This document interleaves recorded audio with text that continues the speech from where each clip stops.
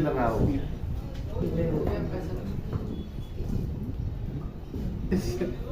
फिरोज भाई पहचान सकते मुझे क्या करा आगे उसको भी मालूम रहता।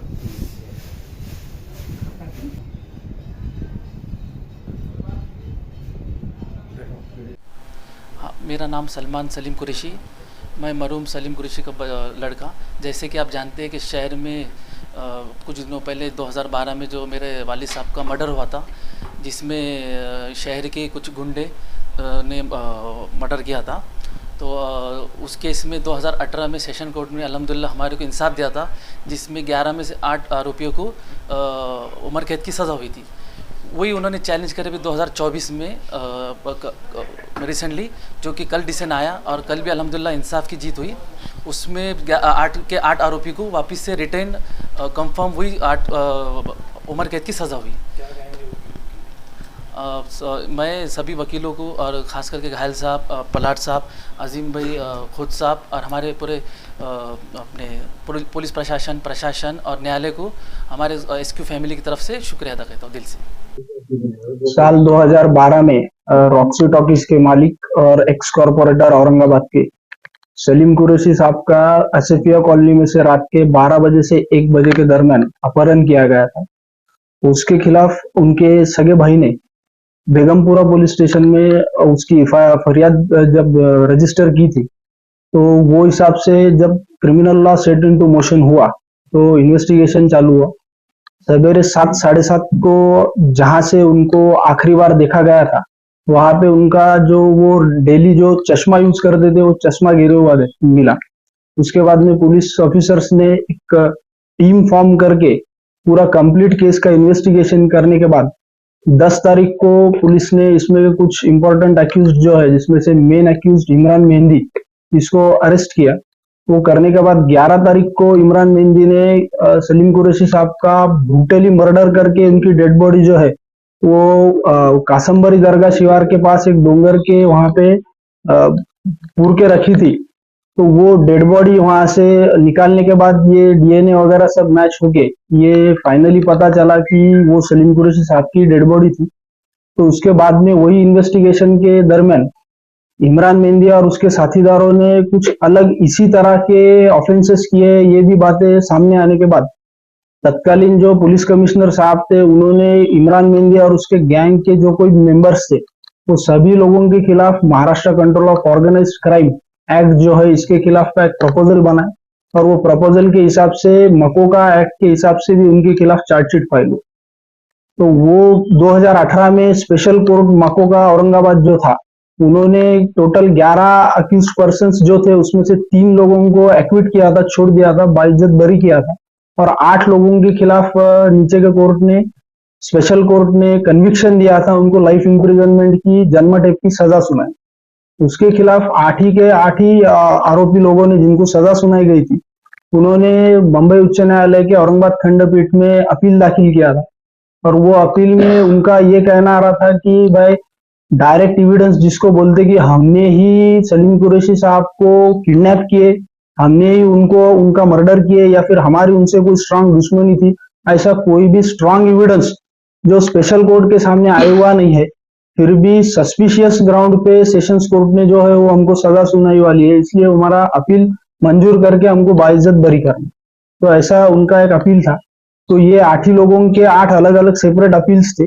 इसमें सलमान कुरैशी जो है, सलीम साहब के लड़के, उन्होंने असिस्ट टू प्रोसिक्यूशन मतलब सरकारी पक्ष को हाईकोर्ट में जो अपील किए थे इमरान मेहंदी और उसमें साथीदारों ने, उसको स्ट्रांगली रजिस्ट करना, अपोज करने के लिए कोर्ट से रिक्वेस्ट की थी। कोर्ट ने उनकी रिक्वेस्ट मंजूर करके उनको परमिशन दी थी कि आप भी सरकारी पक्ष को जो है वो आप मदद कर सकते हैं। जो कोई पुरावे सरकार ने नीचे के कोर्ट में मतलब स्पेशल कोर्ट मकोका में जो लाए थे वो कैसे है, कैसे बिलीवेबल है, कैसे स्ट्रांग है, क्या है क्या नहीं, ये पूरे आपको जो बताना है आप बता सकते हैं। तो इस हिसाब से अभी परसों 11 तारीख को 11 जून 2014 को हाईकोर्ट ने जो है वो सभी 8 ही के 8 ही आरोपियों के जो अपील है वो पार्टली अलाउ किया है। पार्टली अलाउ मतलब जो मकोका में जो उनको सजा सुनाई गई थी वो सजा खारिज की है और जो 302 कलम में जो मर्डर का जो कलम है, तो मर्डर के लिए जो लाइफ सेंटेंस दी थी जन्मठेप, वो आठों के आठों आरोपियों के खिलाफ बरकरार रखी। उसके इस बात में जो स्पेशल कोर्ट मकोका है, उन्होंने अबडक्शन के लिए जो लाइफ इम्प्रिजनमेंट दी थी, तो आठों की आठों के आरोपियों को वो सजा जो है वो लाइफ इम्प्रिजनमेंट से कम करके हाईकोर्ट ने 7 साल तक की है। लेकिन आठों में से एक भी आरोपी जो है वो छूटे हुआ नहीं है। आठों आरोपियों के खिलाफ सरकार पक्ष ने जो स्ट्रॉन्ग केस कोर्ट के सामने रखी थी, एज इट इज वो कोर्ट ने ग्राह्य धरी। आज के डेट में ऐसा हम बोल सकते हैं, लेकिन अभी तक जो डिटेल जजमेंट है वो आया हुआ नहीं है हमारे हाथ में। वो आने के बाद और जो जो क्या है कोर्ट ने डिटेल ऑब्जर्वेशन लिए हुए वो सबको पता चलेंगे। ये इसमें सबसे इम्पोर्टेंट ये है कि ये पूरे समाज की तो जीत है ही, लेकिन जो लोगों ने सिंस बिगिनिंग, मतलब पुलिस डिपार्टमेंट के तत्कालीन पुलिस आयुक्त होंगे या फिर जो मकोका के जो इन्वेस्टिगेशन ऑफिसर थे ये केस में, बहुरे साहब वो है। उसके बाद में जो बेगमपुरा पुलिस स्टेशन के इंस्पेक्टर थे, जो इसमें तपासी अधिकारी थे, वो अपने तेलुरे साहब है। उसके बाद में पीएसआई शेख साहब थे, वो है। ये मैं सबसे पहले उनको धन्यवाद बोलना चाहता हूँ, उनका आभार अभिनंदन करना चाहता हूँ, क्योंकि उन्होंने एक स्पेसिफिकली अलग अलग टीम फॉर्म्स करके ये आरोपी लोगों को दूर दूर से ढूंढ के निकाल के पूरे जो स्ट्रांग एविडेंसेस है इनके खिलाफ वो कोर्ट के सामने रखे थे। और जब स्पेशल कोर्ट मकोका उनके सामने ये केस चला, तब सरकारी वकील स्पेशल पब्लिक प्रोसिक्यूटर जो मुग्दिया साहब थे, एडवोकेट मुग्दिया साहब, उनका भी यहाँ पे दिल से शुक्रिया करना पड़ेगा, क्योंकि उन्होंने नीचे के कोर्ट में बहुत अच्छे से केस प्रेजेंट किए थे। सरकार पक्ष के जो कोई पूरे पुरावे है वो पूरे के पुरावे कोर्ट को दिखाए थे, और उसके बेसिस पे ही स्पेशल कोर्ट मकोका ने जो लाइफ इम्प्रिजनमेंट है वो ये 8 आरोपियों को दी। उसके बाद में हाईकोर्ट में जो अपील हुआ था उसमें सरकार की स्ट्रांग बाजू जो हमारे यहाँ के एडिशनल गवर्नमेंट लीडर साहब है, घायल साहब, उन्होंने भी पूरा ये जो है जो माइन्यूट वर्ड टू वर्ड जो पुरावे थे वो सब कोर्ट के सामने रखे। उसके बाद में एडवोकेट प्रहलाद बचाटे सर जो है, उन्होंने सलमान कुरैशी जो थे, मतलब जिन्होंने प्रोसिक्यूशन को हेल्प करने के लिए परमिशन मांगी थी और जिनको परमिशन दिए थे, तो उनके तरफ से भी पूरा माइन्यूट एविडेंस आरोपियों के खिलाफ जो जो आया हुआ था वो सब कोर्ट को हमने बताया, और कोर्ट ने वो सब ग्राह्य पकड़ के जो मर्डर में लाइफ कन्विक्शन दिया हुआ है वो सजा कायम रखी है, एक भी आरोपी को छोड़े हुए नहीं। मैं ॲडव्होकेट अभिनय दिलीप खोत. तर काय झालं होतं, आजपासून 12 वर्षापूर्वी म्हणजे जवळपास 5 मार्च 2012 रोजी शहरातील नामांकित म्हणजे जे एक्स कॉर्पोरेटर होते सलीम कुरेशी साहेब, रॉक्सी टॉकीजचे मालक, यांचा रात्री 12 वाजता ते घरी जात असताना आसिफिया कॉलनीमधून अपहरण झालं. आणि आसिफिया कॉलनीतून अपहरण झाल्यानंतर त्यांच्या जुळ्या भावाने ह्या घटनेची, अबडक्शन झाल्याच्या घटनेची 5 तारखेला सकाळी तक्रार दाखल केली होती. आणि तक्रार दाखल केल्यानंतर पोलिसांनी त्या घटनेची सखोल चौकशी केली. आणि 2-4 दिवस या घटनेबद्दल काही कळत नव्हतं. त्यांची गाडी मिळून आली, त्यांचा रस्त्यावर स्पेक्ट सापडला, काही कळत नव्हतं. पण ह्या घटनेची ज्यावेळेस ह्या घटनेनं पूर्ण शहर हादरून गेलं होतं आणि पोलीस म्हणजे लोकांचा कायदा आणि सुव्यवस्थेवरचा विश्वास उडाला होता. मग अशा परिस्थितीमध्ये पोलिसांपुढे हे खरं चॅलेंज होतं की काय म्हणजे एक्झॅक्टली अपहरण झाल्यानंतर काय झालं आहे. मोठा माणूस आहे, कॉर्पोरेटर आहे, आणि त्यामुळं मग पोलिसांनी 10 तारखेला संध्याकाळी त्यांना माहिती मिळाली की यांचं अपहरण कोणी केलं याची माहिती मिळाली.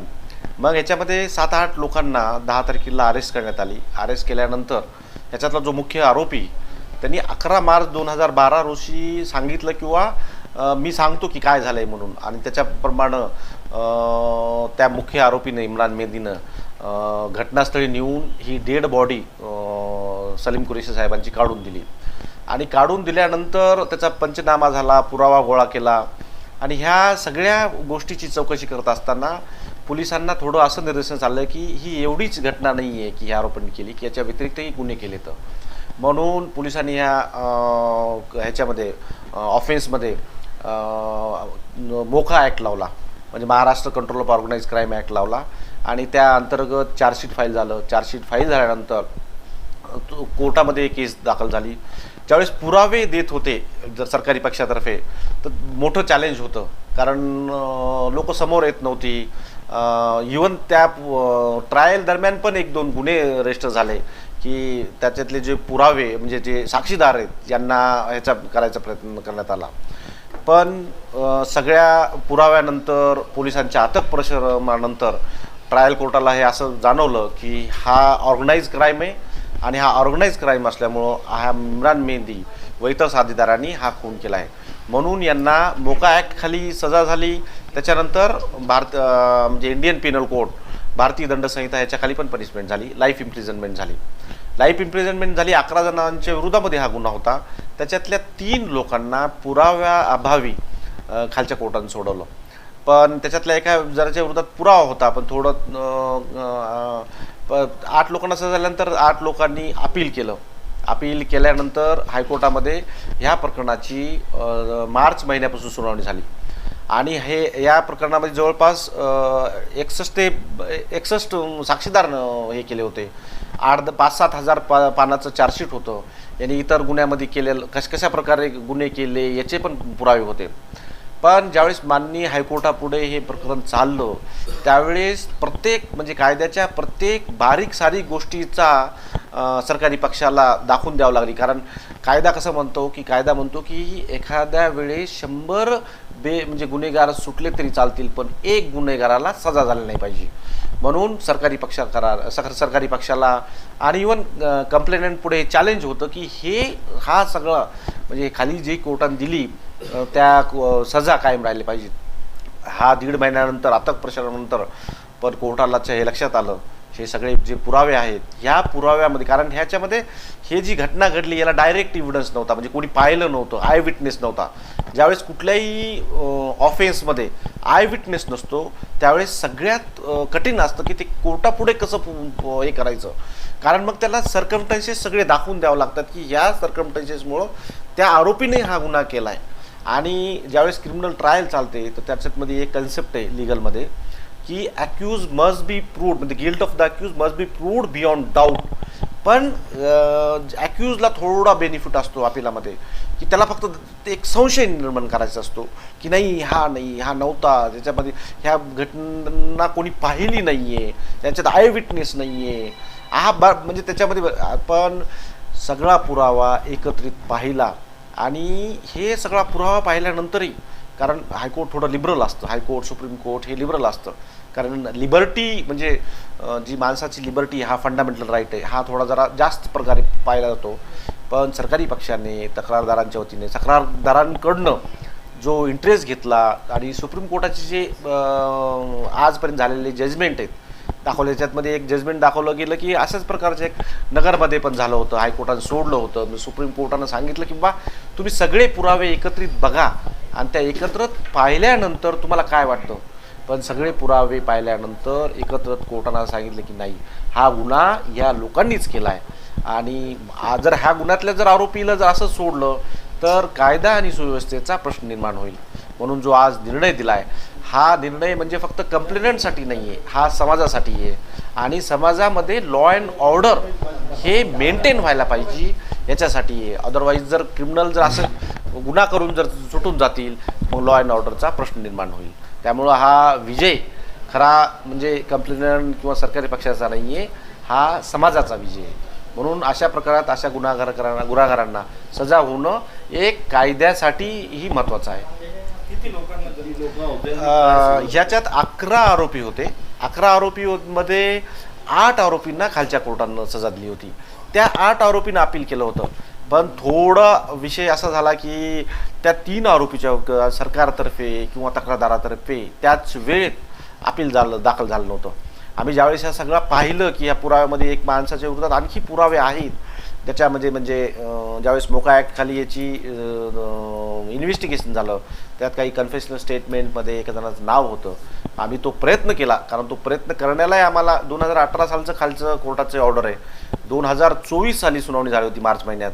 आम्ही मार्च महिन्यात आणि एप्रिल महिन्यात प्रयत्न केला, पण कोर्टानं सांगितलं की ह्याला खूप विलंब झाला आहे.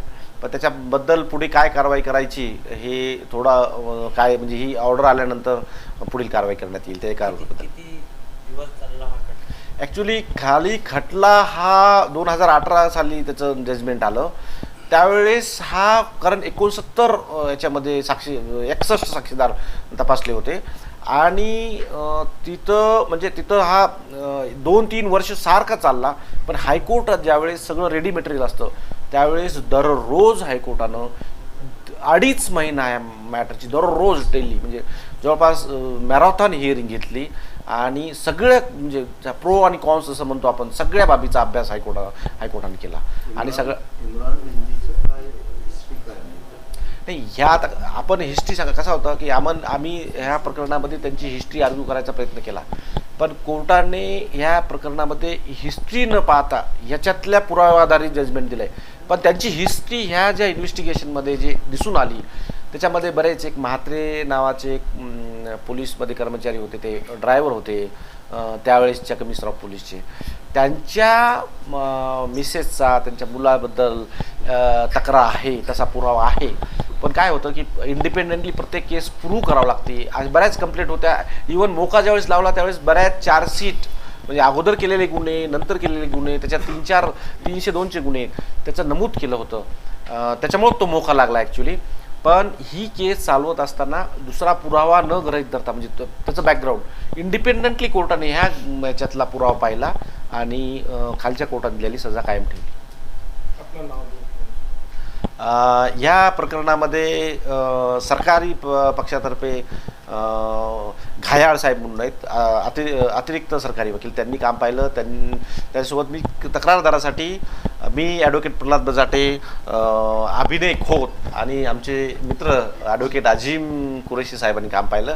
आणि हा सगळा कलेक्टिव्ह एफर्ट्स होता कारण सगळ्यांनी कारण एवढं होतं चॅलेंज असं होतं आमच्याकडं काम सुरू झालं होतं त्यावेळेस तक्रारदारांनी त्याच्यामध्ये इंटरेस्ट घेतला त्यावेळेस त्याच्यात तक्रारदार ते अपिलाच्या सुनावणीमध्ये दाखल झाले. म्हणजे ज्यावेळेस मॅटर सुरू झालं त्यावेळेस 6-7 हजार पानाची चार्जशीट ही कमीत कमी 8-10 वेळेस वाचावं लागते. मग सगळेजण लोक एकत्र बसून प्रत्येक माणसाचा काय रोल आहे, त्याच्यात काय पुरावा आहे, त्याच्यात काय उणिवा आहेत आणि त्या उणिवा जर असतील तर सुप्रीम कोर्ट काय म्हणतं जसं त्या उणिवा असल्या तरी त्याच्यामध्ये म्हणजे जर कसं असतं की परफेक्ट इन्व्हेस्टिगेशन कुठलीच नसते. पण जे मटेरियल आहे आपल्याकडं त्याच्या आधारे आपल्याला बाजू मांडावं लागते. पण ह्या सगळ्या गोष्टी अभिनयनं सुप्रीम कोर्टचे जजमेंट्स खूप सुंदर काढले होते. अजिम कुरेशी साहेब रेकॉर्ड वाचायला सतत मदत करायचे आणि कलेक्टिव्ह एफर्ट्समुळं हा निर्णय असा आलेला आहे.